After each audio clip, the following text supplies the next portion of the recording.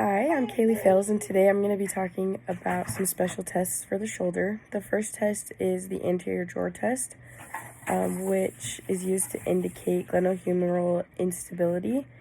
And a positive test for that is graded on a scale from 1 to 3 based on how much movement is assessed.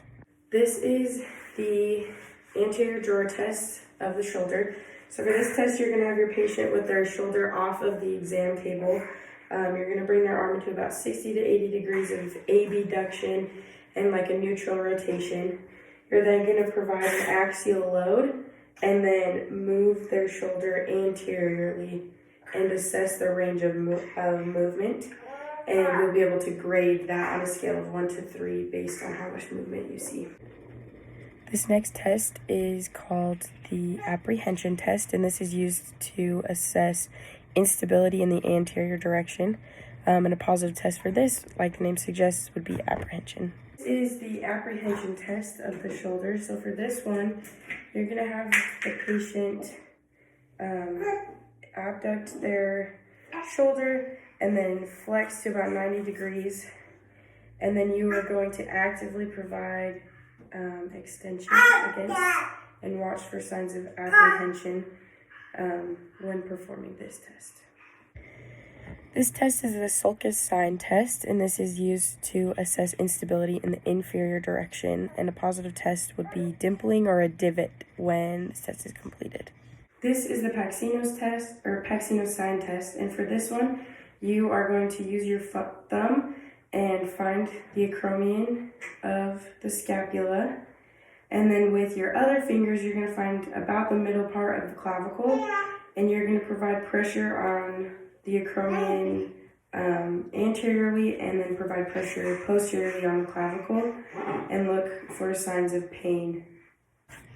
This test is the Paxinos sign test. This is used to assess acromioclavicular sprains, and a positive test for this would be pain or laxity when this test is performed. This is the bear hug test. For this, you have your patient hover their hand over their opposite shoulder in a position like this, and then you have them resist you as you try to pull their arm away from their body. This is the bear hug test, and this is used to assess the integrity of the subscapularis muscle as part of the rotator cuff group. A positive test for this would be weakness when the test is performed. This is the empty can test. So for the empty can test, you're going to have the patient abduct their arm and then rotate about 30 degrees and have them resist as you push down on their arm. And a positive test would be as they give way. This is the empty can test, and this test tests for the integrity of the supraspinatus muscle as part of the rotator cuff. And weakness is a positive test for the empty can test. In this test, you're going to have the patient bring their elbows into flexion about 90 degrees, and then you are going to have them resist you as you try to press medially. This is the infraspinatus strength test, and as the name suggests, this is testing the integrity of the infraspinatus muscle as part of the rotator cuff, and a positive test for this is weakness. This test, you're going to have the patient supinate their arm and bring it all the way up, and then you are going to provide a downward force and have them resist you as well as they can. This is the Speeds test, and this tests for injury to the labrum of the shoulder, and a positive test for this is pain. So for this test, you're going to have the patient bring their arm up into forward flexion with their elbow bent. You're going to stabilize the scapula, and then you're going to provide internal rotation of the glenohumeral joint. This is the Hawkins test. It tests for impingement of the shoulder, and a positive test would be pain. So for this test, you're going to have the patient elevate their arm about 160 degrees. You're going to provide axial loading at the glenohumeral joint, and then you're going to internally rotate and externally rotate the joint.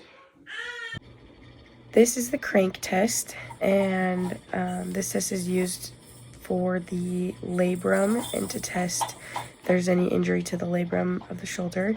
And a positive test for this would be pain or a click when the test is performed.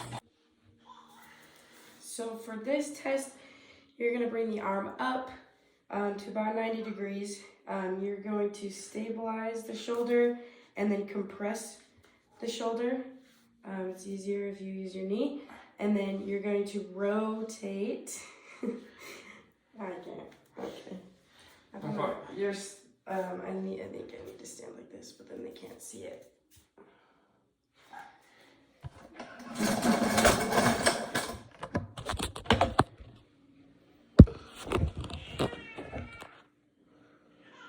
Okay.